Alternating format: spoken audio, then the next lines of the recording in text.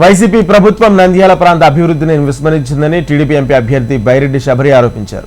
TDP హయాంలో కట్టిన టిట్కో ఇల్లు కూడా ఇవ్వలేదని, సాగునీటి రంగంలో ఒక్క ప్రాజెక్టు కూడా పూర్తి చేయలేకపోయారని విమర్శించారు.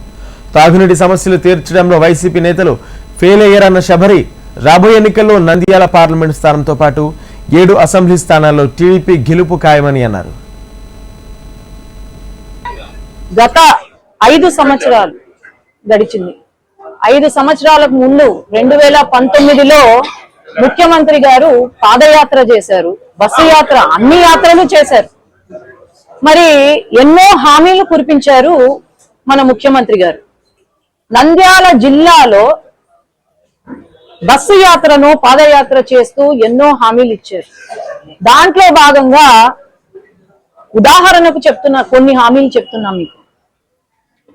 నాపరాయి ఏదైతే ఉందో ప్రాజెక్టు, అది పూర్తి దాంట్లో ఏవైనా కరెంటు బిల్స్ తగ్గిస్తాను, లేదంటే ఛార్జీలను తగ్గిస్తాను, అక్కడ ఉన్న సమస్యలను తీరుస్తాను అన్నారు. దాని గురించి మాట్లాడిందే లేదు. ఈరోజు ఇరిగేషన్ హంద్రీనీవా నీటిని తీసుకొచ్చి చెరువులను నింపుతాను అని చెప్పారు. లేదు, ఆ హామీ కూడా పూర్తవ్వలేదు. అట్లాగే సార్ చెప్పినట్టు ఎటువంటి ప్రాజెక్టు పూర్తి చేయలేదు. అలగనూరు ప్రాజెక్టు కూలిపోయే పరిస్థితి వచ్చింది, దాన్ని రిపేర్ చేయలేదు. అవుకు ప్రాజెక్టు పూర్తి చేయలేదు.